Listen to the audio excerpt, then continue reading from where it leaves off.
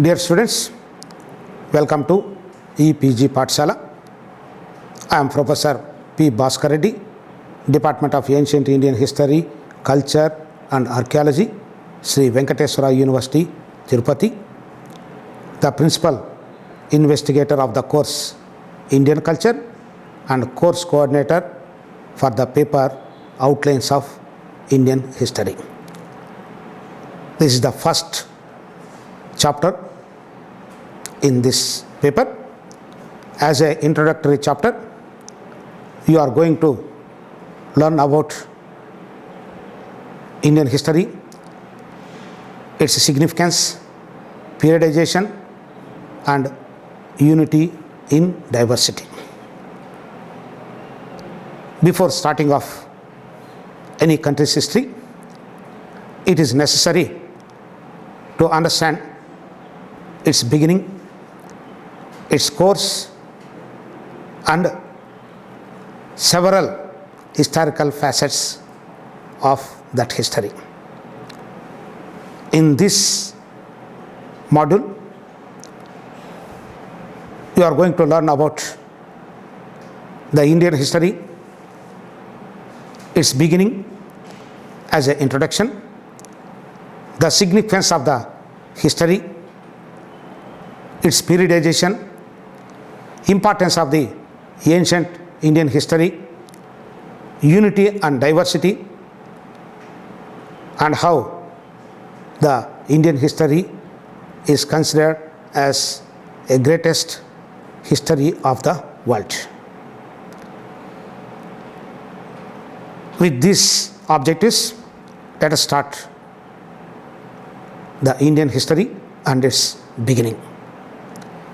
India is the name given to the vast peninsula which the continent of Asia throws out to the south of the magnificent mountain ranges that stretch in a sword-like curve across the southern border of Tibet. This vast expanse of territory, which deserves the name of a subcontinent, has the shape of a quadrilateral. Ancients referred it as being constituted with a fourfold conformation. On its south, west and east is the greatest ocean. The Himavat range stretches along its north like the string of a bow. The Indian Empire, as it existed before independence, extended beyond these natural boundaries at several points of history and included not only Baluchistan beyond Kittar range, but also some smaller areas lay scattered in the Bay of Bengal. It was known as Bharatavarsha in history. The name India was applied to the country by the Greeks, and medieval writers called it as Hindustan. Geographically, India is divided into four distinct regions: hill country of the north, Great Northern Plain, the Deccan Plateau of south central India, the long and narrow maritime plains containing the rich ports. Have a look at the physical location of India and its surroundings, which it gives an idea about the geographical location of the Indian subcontinent. The ancient Indian literature, we have references to a fivefold division of India. The course of Indian history is in large measures determined by its geography. Geographically, India is situated in between Arabia Sea in the west, Indian Ocean in the south, Bay of Bengal in the east, Himalayan mountains in the north, Pakistan and Afghanistan on northwest.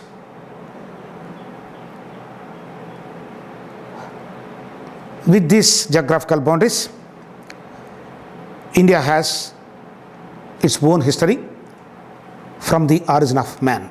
India has rich, glorious and long cherished history. Historically and archaeologically, India is one of the richest subcontinents in the world. The historiography of India reveals many significant changes over time. The past before writing, known as prehistory, and the history of non-literated people who did not leave behind written sources are also extremely important and have to be recovered.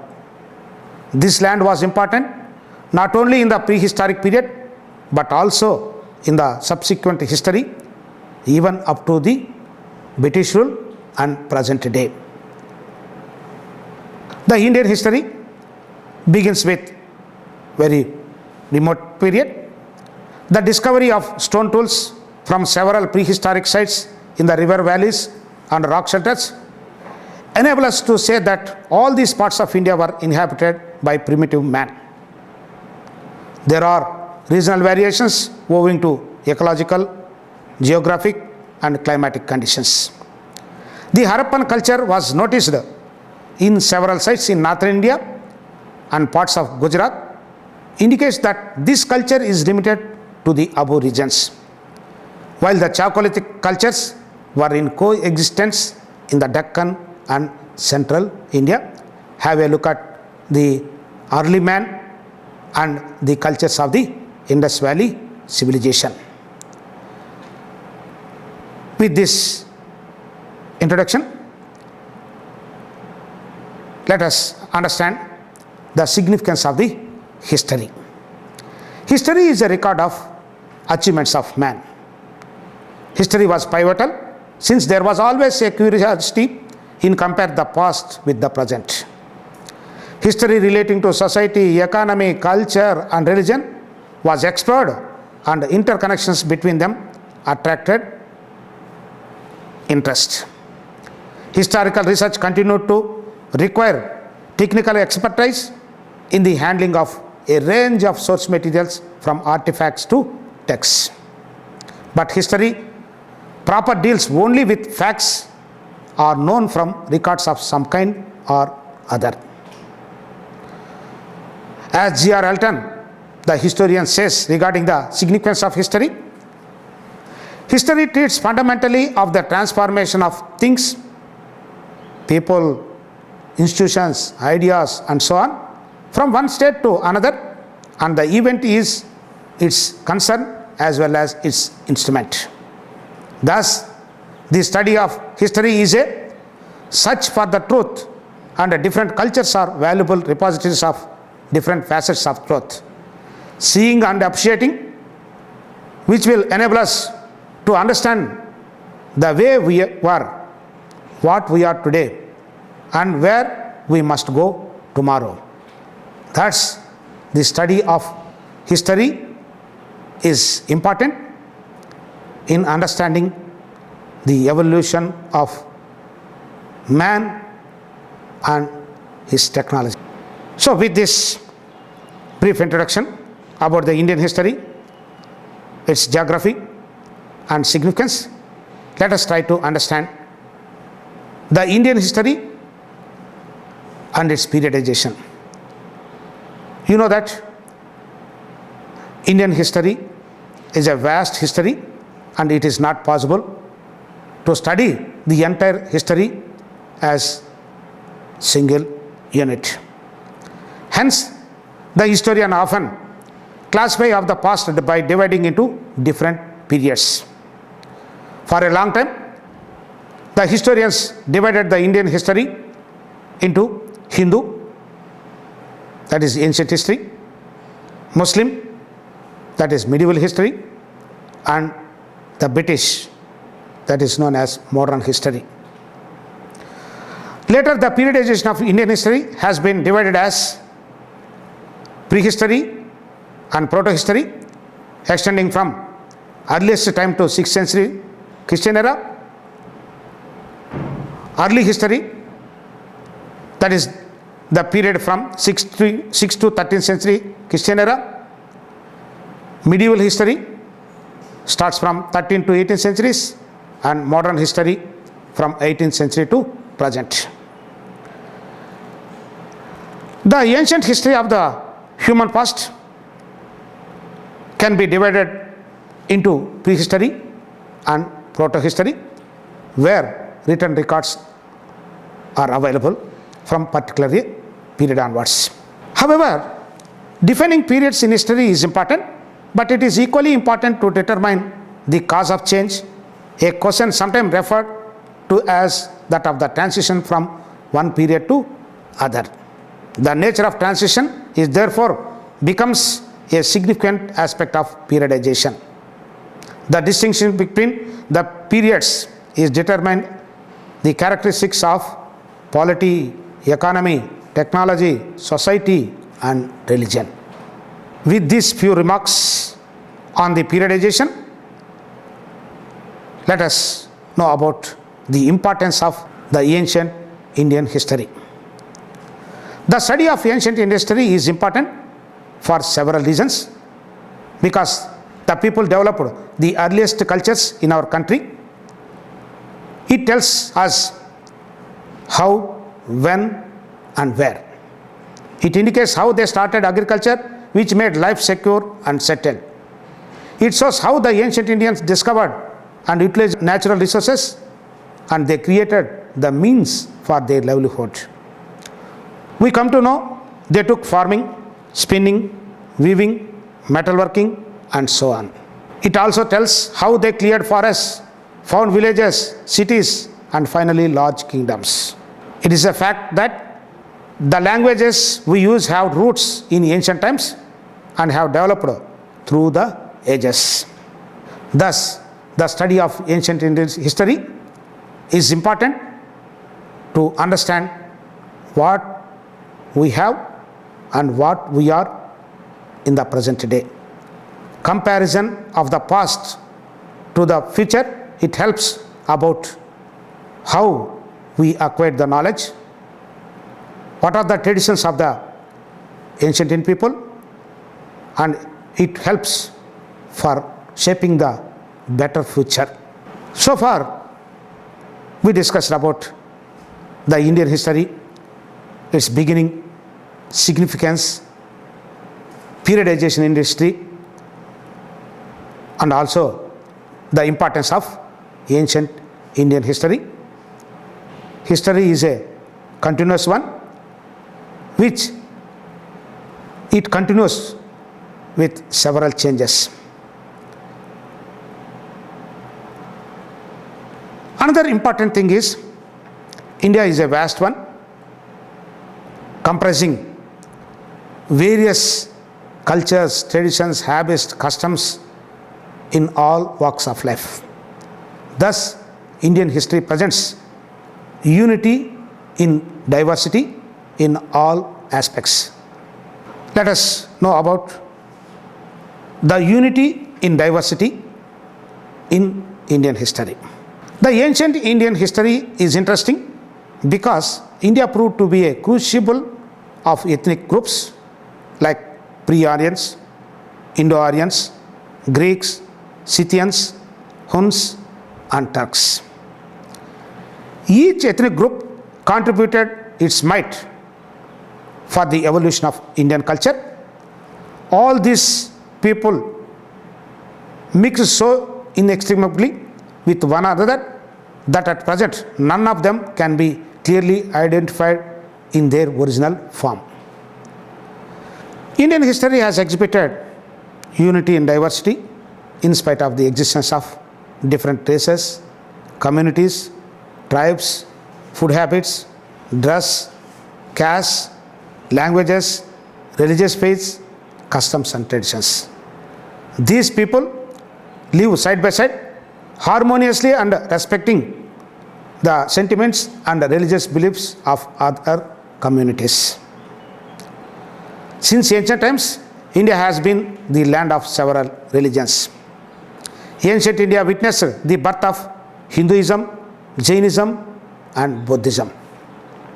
But all these cultures and religions intermingled, acted and reacted upon one another. Hindus, Muslims, Christians, Buddhists, Jains, Parsis, and different tribal people are living peacefully for several centuries in the subcontinent. Our country shows a deep underlying unity in spite of great diversity in all these matters. Besides religious harmony, The ancient Indians strove for unity and they looked upon this vast subcontinent as one land. The name Bharatavarsha or the land of Bharata was given to the whole country after the name of an ancient tribe called the Bharatas. Our ancient poets, philosophers and writers viewed the country as an integral unit. They spoke of the land stretching from the Himalayas to the sea as proper domain of single universal monarch. This kind of political unity was attained at least twice during Maurya and Gupta periods. In spite of lack of political unity, political formations all over the country assumed more or less the same shape in entire Indian subcontinent. The idea that India constituted one single geographical unit persisted in the minds of conquerors and cultural leaders since its beginning. The unity of India was also recognized by the foreign invaders who invaded since the beginning of Christian era. They first came into contact with the people living on the Sindhu or the Indus and named the country after this river as Indus. The word Hind is derived from the Sanskrit term Sindhu, and in course of time the country came to be known as India, which is very close to the Greek word. In Indian history, we find continuous efforts made through the ages for the linguistic and cultural unity of the country. In the 3rd century BCE, Prakrit served as a lingua franca of the entire country. The great Mauryan emperor Ashoka issued his inscriptions all over the country in that language. Later, Sanskrit occupied similar place in the courts of Indian subcontinent as an official language. Besides Prakrit and Sanskrit, Brahmi script was prevalent in all over the country, where Ashoka engraved his inscriptions in that script.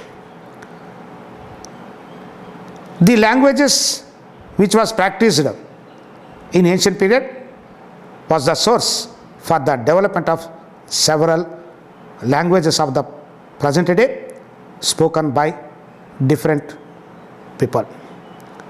Besides that, in India, we are practicing several scripts.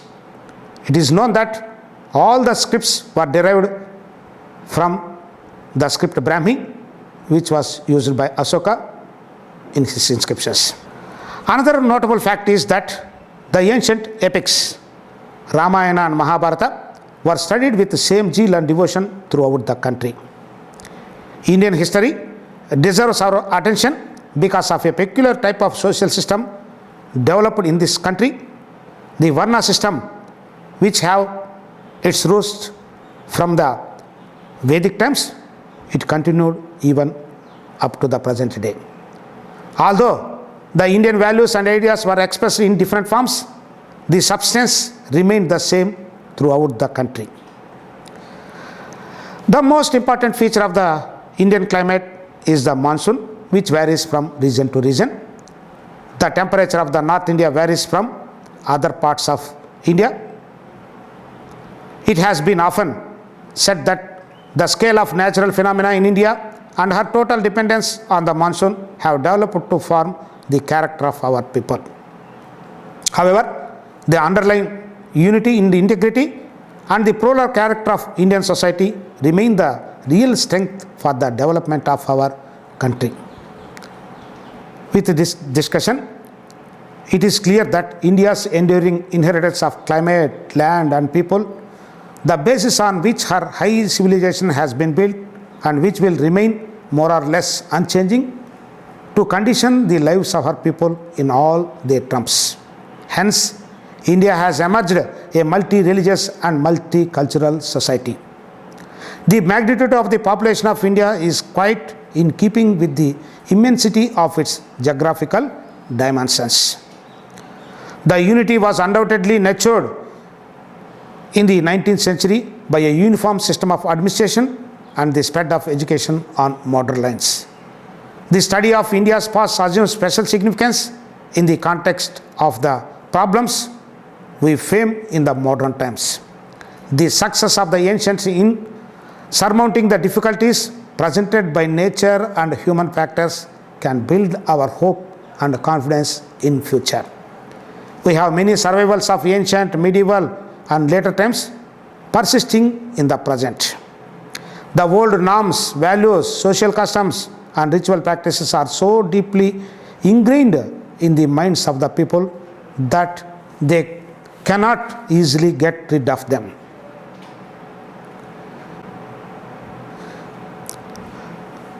With this discussion, you might have understood the Indian history, its beginning, the geographical location of Indian subcontinent,